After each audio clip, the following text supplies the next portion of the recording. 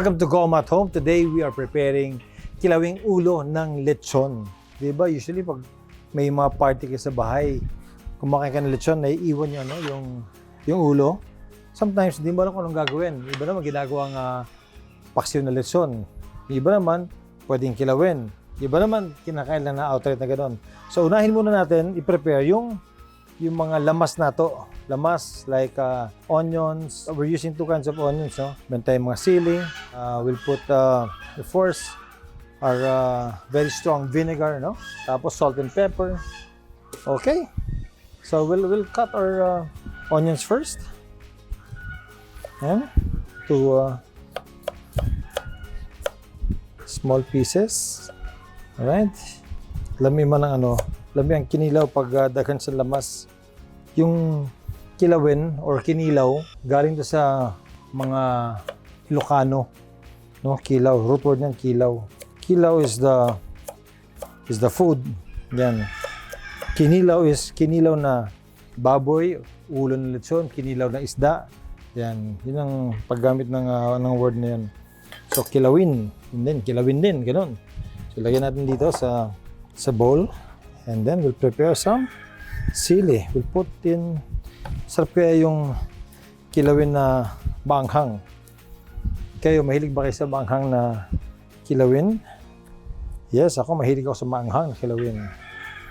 Put in lots of sili. Yeah, put it here. Alright. We'll get our white onions. Take the skin, peel it off. Ang kinilaw or kilawin, gusto ko ito pag maraming onions. Some people naman, they put extenders, no? Ang the best na extender na ginagamit nila for kilawin is cucumber. Yeah, mostly in restaurants, that's what they do para mas malaki yung serving. So dinagdadagdag sila ng cucumber. Sa America or sa Mexico, kung saan nag-originate yung word na ceviche, gamit nila doon.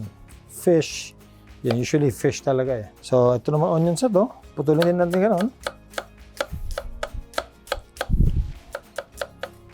Sarap, pag maraming onions. Put here sa bowl natin.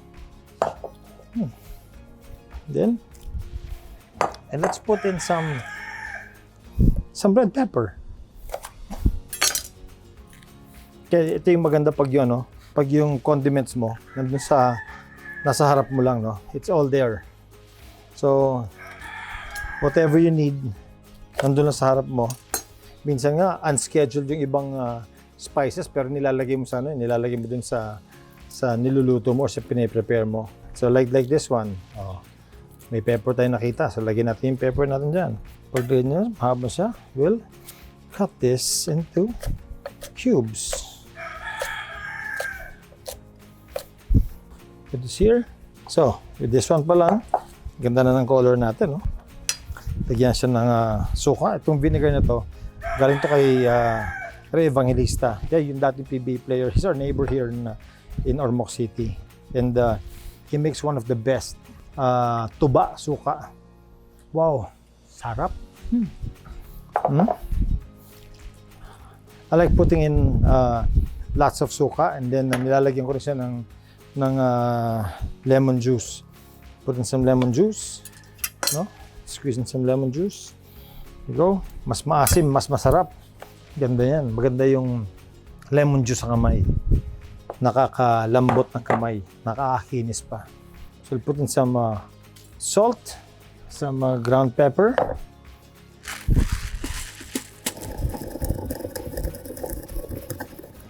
Ayan. Pepper.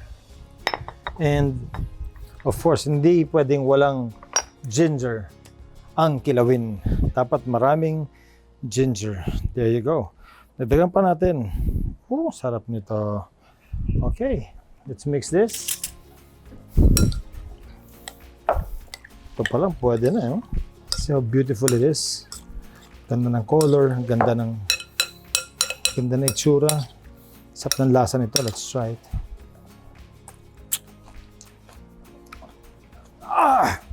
Anghang! Woo! Ngayon naman, Prepare natin yung ulo ng lechon. Take out the ears. Yan. Yung pinaka-meat niya sa ilalim. Ano? Tapos sa cheek. Yung malambot na part na ng baboy. Kahit sa baka, yung cheek part talaga malambot yan. Itong snout. Sa ilong. Yan.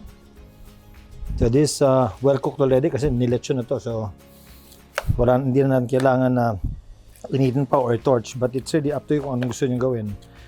Take it out, clean it out. Yan na. Okay. Sabi na natin siya. So once na tanggal nyo na yung part ng baboy, we just cut into pieces. Kailangan talaga, very sharp yung knife natin dito. Let's use a bigger knife.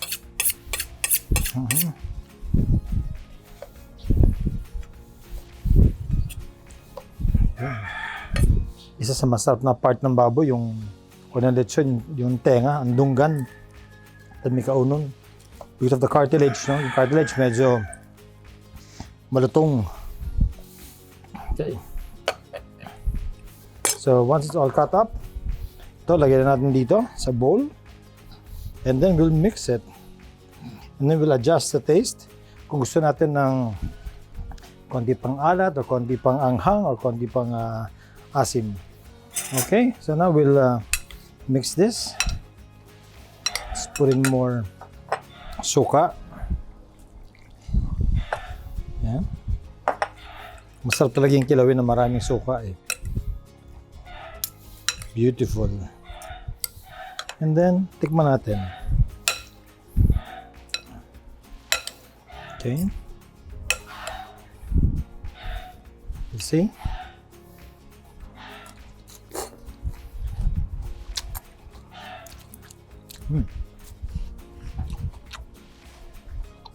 Put more salt. Put a little more ginger. Lagyan ko ito ng lemon rind. And para refreshing talaga. Nice. Okay lang may konting may konting pulp. Doesn't matter, okay lang yan. Yeah, good. Good. And then spoon. Do it one more time. Tama na yung anghang. Okay na yung anghang. Sakto na yung onions. So I just wanted more salt for more taste. Oh. After marinating this for about 30 minutes, let's plate it. Ayan.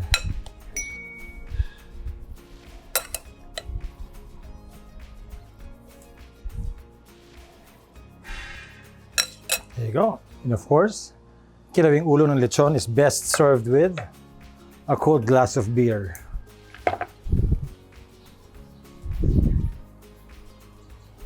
How's that? Let's try this with some onions. Anghang, yep.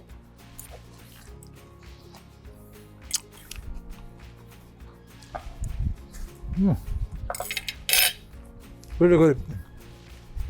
Kilawin lechon and a cold glass of beer.